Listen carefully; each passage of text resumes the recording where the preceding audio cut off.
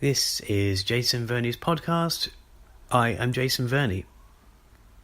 This particular podcast episode is part 3 of my little review of Almost Heaven, the documentary by Carol Salter, which is out in certain places right now. I recently caught it at the Lexi cinema in Kensal Rise in London, and I wanted to just do this third sort of final podcast just to cap things off, to bookend the three parts. I did one podcast regarding my connection to the film, and I don't mean sort of in a filmmaking. I wasn't actually involved with the film. I mean my connection, how it connected to me, my life experiences, kind of death experiences, not my own, of course. And how it resonated, and also another podcast. Well, in that same podcast, I mentioned about technical aspects, and also in these podcasts, I've talked about the film itself and the plot, if you like. It's a documentary based in a morgue in China, and you could say mortician or beautician for the dead. But I wanted to just, as I say, finish this mini trilogy of podcasts relating to Almost Heaven. Just finish it off with this. There's a few things I needed to mention. They weren't really relevant for the other two parts. So the first thing is, in this particular film, they mention that many people are actually cremated. I mean, in this particular place that I might have got the facts wrong here, but this particular place, this morgue, this death, you could say death spa or whatever, where she works, our character Queen Ling, I think her name is,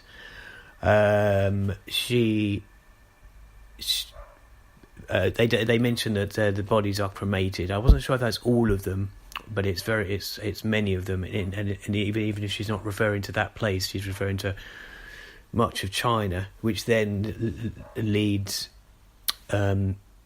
actually led us to seeing sweeping of the sweeping of the tombs, or Day of the Dead, which the whole of China pretty much celebrates, I believe. I think this was mentioned in the Q&A at the end of the film as well with Carol Salter. I can't quite recall, but it was it's something that's quite well known in China, where they sweep tombs. There's a festival that's regarding all these. It's a once a year thing that people do. It's kind of a sad event and a happy event.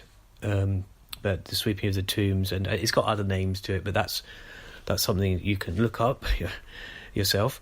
But obviously China needs space. As much as it's a vast country, it's still very overpopulated, or very much populated, and it's, like all countries, we are running out of space for whatever reasons. I know people do. I want to just say this, but people do talk about China being overpopulated, and I use that word.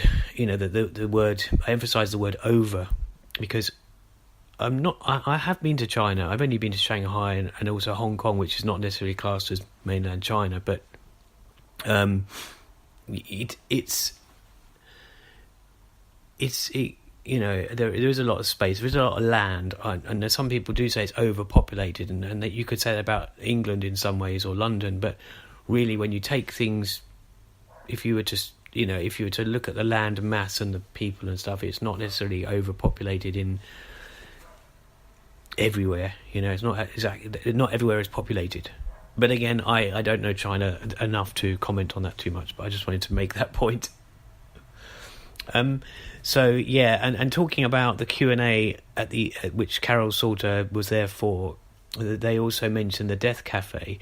Now you can go to deathcafe.com to find out about this, to basically see what they do, and they're all around the world. I think they've got about 57 or over 50 destinations in the world that they are, or locations, including London and so many other countries in the world.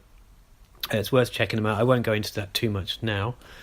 I also wanted to touch on something that happens in the film. This is not really a spoiler, I mean, the boy, the lad that she works with, Qing Ling's character, who she works with, Qing Ling, not just her character, she is Qing Ling. It's a documentary based. He actually does ultimately go off to another. He does actually kind of go home, I think. But the reason for bringing this up now is that he does. It's interesting that he goes back, I guess, because he can't really afford to be there, or he could earn more money elsewhere, or maybe he needs other stuff from his home. But it is interesting to see, and a conversation they have later on a kind of a Skype call, I think.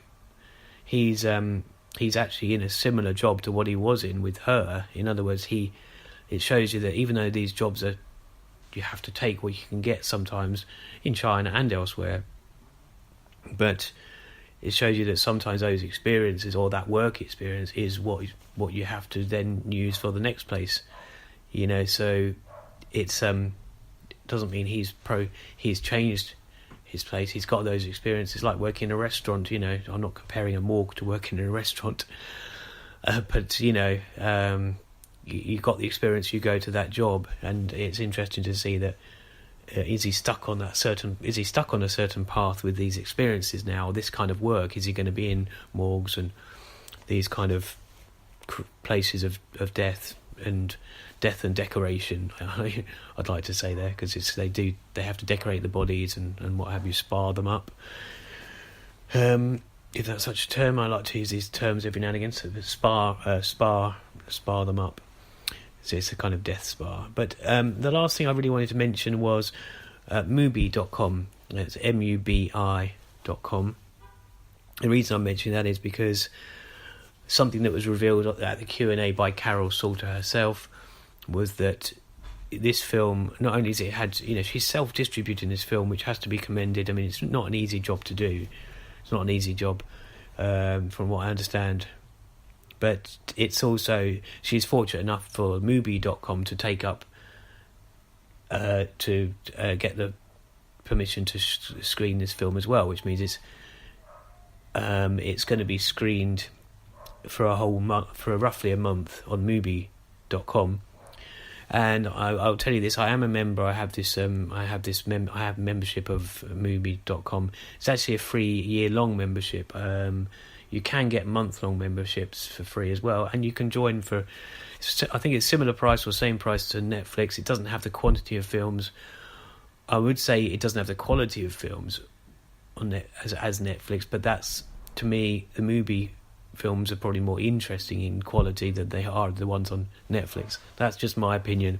I still occasionally use Netflix, but I'm just saying these are independent films, foreign films, sometimes documentary fiction. They have, they've got a Takeshi Miike film at the moment on there. They even had the Files, Police Squad from the Files. Well, actually, Police Squad, the series, I think is a full-length kind of, I guess, a 3-hour feature, which is basically condensing the 6 episodes into one back-to-back sort of feature. So that's quite wacky and outlandish and whatever. But then they have really serious documentaries, really slow and moving and interesting independent films and non-independent films. And this one is on there at the moment, Almost Heaven. And it's got I think it's got about 18 days left by the looks of things. So one thing I'll mention about Mubi.com, and I'm not promoting this in any way, I'm just mentioning it because I do like it, and I didn't use it for years, and then I had this opportunity of having this lengthy free trial, and I thought I'd take it up. But one thing they have changed over the years is, instead of there being a selection of films there, whether they're being 30, 40, 50 or 100, I can't remember. Now, there's still 30 films at any one time. When a film comes, it will appear, then it will drop down, and it will be there for 30 days, and there's a countdown. So you always have a new film to watch. And that's how it works, basically. That's why at the moment Almost Heaven, Carol Salter's film, is there, and it's got 18 days left. I think it's been there 12 days. So it's definitely worth checking out if you have Mubi.com, or if you get a chance to see it in the cinemas. It's a very unique documentary. It's not upbeat, although it is quite amusing in places for a film of its subject matter. I admire the fact, what the director's done. She's filmed this all herself, and I mean all herself completely, I believe.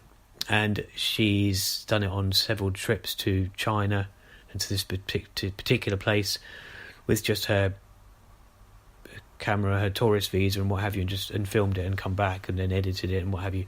So I think it's a great film, not just for its technical aspects, but it's just different. She picked a great subject matter and an interesting and unique subject matter. Her and the girl, Queen Ling, got on very well as well. Of course, there's a language barrier. So I think I've covered everything I really wanted to for this third and final part of the review of the documentary Almost Heaven. As I say, it's worth checking out what I mentioned, deathcafe.com, just for what they do, Mubi.com, Lexi Cinema, thelexicinema.com, I think their email addresses, website addresses, URL. But yeah, I think that's it. I just wanted to round that off before I concluded the review and finished it. So I hope you've enjoyed that. Please check out my other podcasts, the other parts of this, and also any others that might take your fancy, take your interest. Film reviews, podcasts about South Korea, and other articles that are not about South Korea, other podcasts and other shows and episodes. They're on YouTube and iTunes mainly, also on Spreaker.com, but iTunes and YouTube are where they seem to be seen the most, and so I guess they're the most popular platforms. Okay, so that's it. I will bid you farewell, and I will say have a good day, have a good life, have a good afterlife, if you want to bring it in line with the subject matter of this film. And thanks for listening. Okay, bye.